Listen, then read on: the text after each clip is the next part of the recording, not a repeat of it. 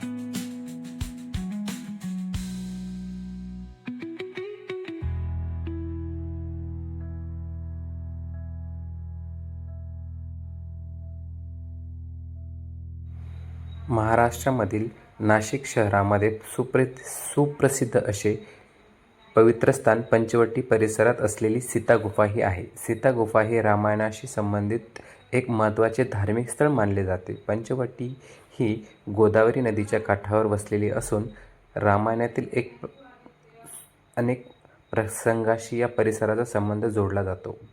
पंचवटीला पंचवटी नाव का जोडले जाते? पंचवटी हे नाव पंच म्हणजे 5 आणि वटी म्हणजे वडाचे झाड या अर्थाने पडलेले असून या परिसरात 5 वडाचे झाड असून त्यात ठिकाणी पंचवटी असे नाव मिळालेले आहे. मान्यता अशी मानली जाते. पंचवटी परिसरात सीता गुफा, काळाराम मंदिर, रामकुंड आणि अनेक धार्मिक स्थळे आहेत. सीता गुफाचे महत्त्व धार्मिक स्थानिक मान्यतेनुसार भगवान श्रीराम, माता सीता आणि लक्ष्मण वनवासाच्या काळात पंचवटी परिसरात राहिले होते. सीता गुफा ही सीतामातेशी संबंधित पवित्र जागा मानली जाते. महाराष्ट्र शासनाच्या पर्यटन माहितीनुसार गुफेत जाण्यासाठी अरुंद जिन्यातून खाली जाण्याचा मार्ग आहे. गुफेच्या आत भगवान श्रीराम, माता सीता आणि लक्ष्मण यांच्या मूर्त्या आहेत. तसेच एका छोट्या गुफेत शिवलिंगसुद्धा आहे. शिवलिंग माता सीता भगवान शिवाची पूजा करत असतात अशी श्रद्धा आहे. गुफेतील वातावरण. गुफेच्या आत गेल्यानंतर जागा अरुंद आणि शांत आहे. धार्मिक वातावरण जाणवते. गुफेतील मूर्ती आणि शिवलिंगाचं दर्शन घेतल्यानंतर भाविक बाहेर येतात.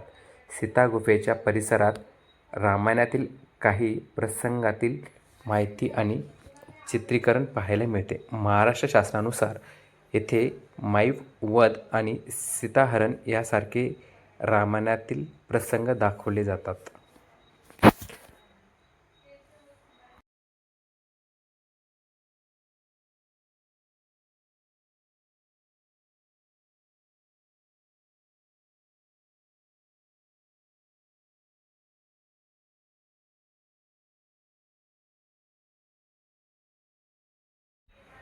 दुतोंड्या मारुतीचे हे नाशिकच्या पंचवटी परिसरातील एक सुप्रसिद्ध धार्मिक स्थळ आहे. या मंदिरातील मूर्ती ही वैशिष्ट्यपूर्ण असल्यामुळे या ठिकाणी दुतोंड्या मारुती असे नाव पडले आहे.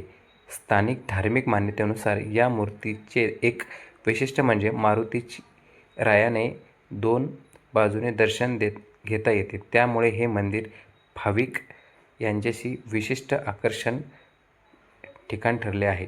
पंचवटी परिसराचा संबंध रामायणातील श्रीराम, सीतामाता आणि लक्ष्मण यांच्या वनवासाचा काळाशी जोडलेले आहे.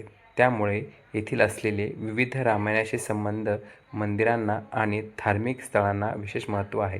दुतोंड्या मारुतीच्या मंदिरात भाविक श्रद्धेने दर्शन घेण्यासाठी श्री हनुमानाची पूजा करून सुख, समृद्धी आणि संकटापासून संरक्षण मिळावे अशी प्रार्थना करतात. जर तुम्ही या पंचवटीमध्ये फिरायला आला असाल तर रामकुंड, काळाराम मंदिर, सीता गुफा आणि दुतोंड्या मारुती यांची धार्मिक स्थळे एक भेट पाहायला विसरू नका.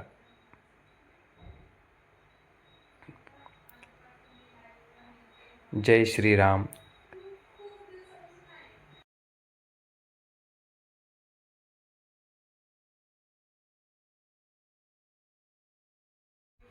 जवळच कार्तिक स्वामी यांचे मंदिर आहे. तर याचाही दर्शन घेण्यासाठी सगळे भाविकांनी इथं दर्शनासाठी यावे. मनमोहक वातावरण आणि देवाचे दर्शन.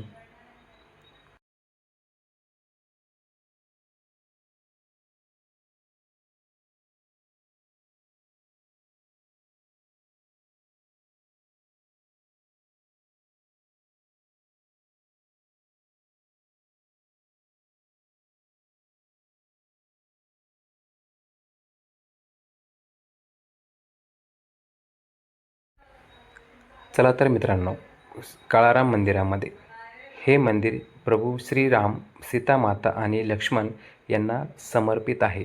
मंदिरातील श्रीरामाची मूर्ती काळ्या पाषाणाने असून या मंदिराला काळाराम मंदिर असे नाव पडले आहे. या मंदिराचे खासियत म्हणजे संपूर्ण मंदिर काळा दगडात बांधलेले असून याची सुंदर आणि ऐतिहासिक वास्तुरचना पाहण्यासारखी आहे. मंदिराच्या परिसरात सीता गुफा, रामकुंड, पंचवटीतील अनेक सुप्रसिद्ध धार्मिक स्थळे आहेत.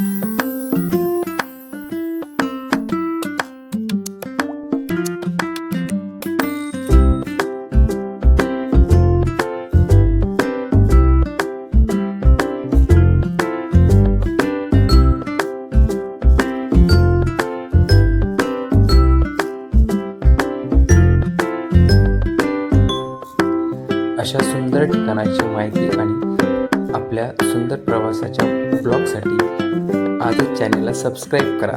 नवीन असेल तर चॅनलला सबस्क्राईब करा, कमेंट करा आणि आवडला असेल तर लाईक करा. धन्यवाद. चला तर भेटूया नंतरच्या ब्लॉगमध्ये.